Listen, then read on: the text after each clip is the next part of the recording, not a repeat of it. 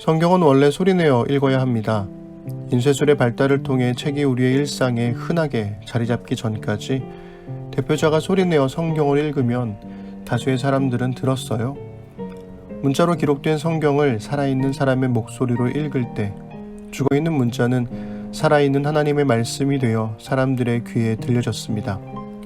성경을 소리내어 읽으면 읽는 사람은 자연스레 감정을 싣게 되어 성경을 읽다가 울컥하게 되는 건 눈으로 읽을 때보다 소리내어 읽을 때 더 많이 경험하게 됩니다.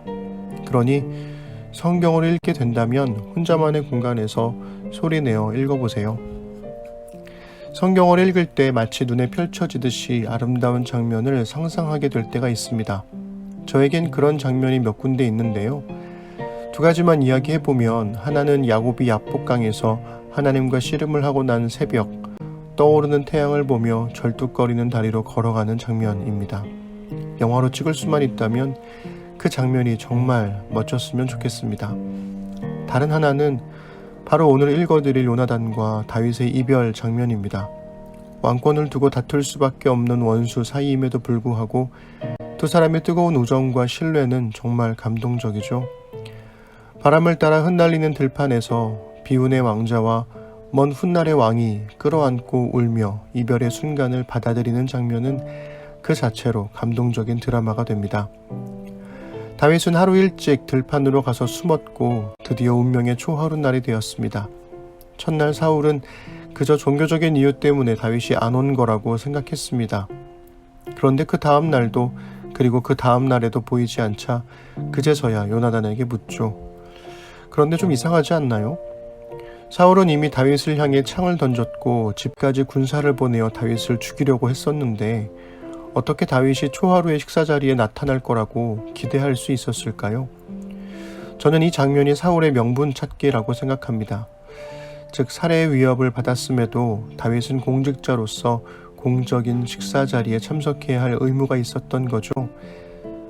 만약 다윗이 참석하면 그걸 빌미로 다윗을 죽이려 했을 거고 참석하지 않으면 또한 그걸 빌미로 다윗에게 공적인 처벌을 내리려 했을 겁니다. 요나단은 다윗과 약속한 대로 자신이 다윗을 가족의 매년제에 보냈다고 사울에게 대답합니다. 그러자 사울은 광분해 버리죠. 오늘은 사무엘상 20장 24절에서 42절을 읽어드리겠습니다. 이리하여 다윗은 들녘에 숨어 있었다. 초하루가 되었을 때에 왕이 식사를 하려고 식탁에 앉았다. 왕이 언제나 하듯이 벽을 등진 자리에 앉자 요나단이 왕의 맞은쪽에 앉았고 아브넬은 사울 곁에 앉았다. 다윗의 자리는 비어 있었다. 그런데도 그날은 사울이 아무 말도 하지 않았다. 사울은 다윗에게 뜻하지 않은 일이 생겨 몸이 부정을 타서 아직 깨끗하여지지 않았는가 하고 생각하였다. 그런데 초하루가 지난 다음 날 곧 그 이튿날에도 다윗의 자리가 여전히 비어있는 것을 보고 사울이 자기 아들 요나단에게 물었다. 어째서 이새의 아들이 어제도 오늘도 식사하러 나오지 않느냐? 요나단이 사울에게 대답하였다. 다윗이 저에게 베들레헴에 다녀올 수 있도록 허락하여 달라고 간곡히 요청하였습니다. 자기 집안이 베들레헴 성읍에서 제사를 드리는데 자기 형이 다녀가라고 했다고 하면서 제가 자기를 아낀다면 자기 형을 만나게 해달라고 저에게 간청을 했습니다. 그래서 그가 지금 임금님의 식탁에 나오지 못했습니다. 사울이 요나단에게 화를 내면서 소리쳤다. 이 폐역무도한 계집의 자식아, 네가 이새의 아들과 단짝이 된 것을 내가 모를 줄 알았더냐? 그런 녀석과 단짝이 되다니 너에게도 부끄러운 일이고 너를 낳은 네 어미도 어미를 발가벗기는 망신이 될 뿐이다. 이새의 아들이 이 세상에 살아있는 한은 너도 안전하지 못하고 너의 나라도 안전하지 못할 줄 알아라. 빨리 가서 그 녀석을 당장에 끌어오너라. 그 녀석은 죽어야 마땅하다.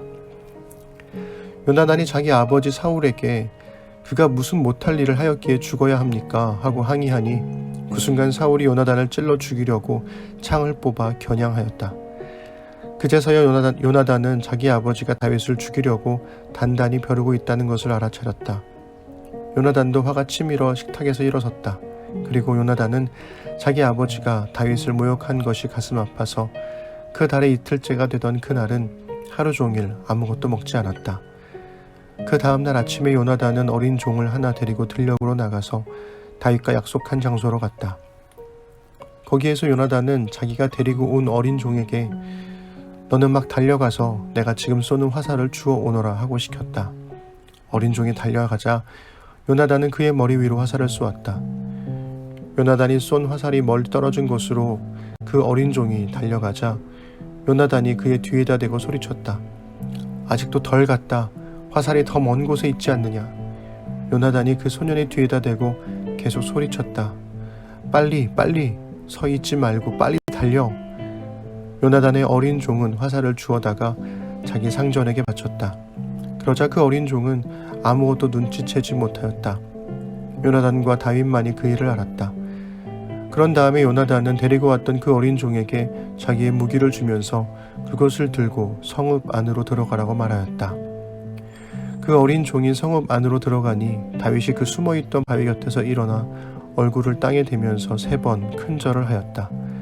그리고 그들은 서로 끌어안고 함께 울었는데 다윗이 더 서럽게 울었다. 그러자 요나단이 다윗에게 말하였다. 잘 가게. 우리가 서로 주님의 이름을 걸고 맹세한 것은 잊지 않도록 하세. 주님께서 나와 자네 사이에서뿐만 아니라 나의 자손과 자네의 자손에서도 사이에서도 길이길이 그 증인이 되실 걸세. 다윗은 일어나 길을 떠났고 요나단은 성 안으로 들어갔다. 아멘. 사울은 요나단에게 불같이 화를 내고 자기 아들에게도 창을 던지려 위협합니다. 사울은 요나단이 다윗을 감싸는 이유를 도저히 이해할 수가 없었죠.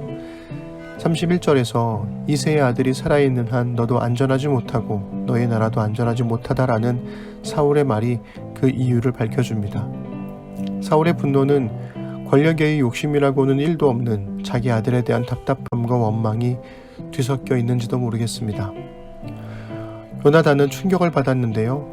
아버지와의 대화를 통해서 다윗을 죽이지 않겠다는 맹세를 받아내기도 했었고 자신의 아버지라면 자신과의 약속을 지킬 거라고 철석같이 믿었을 테니까요.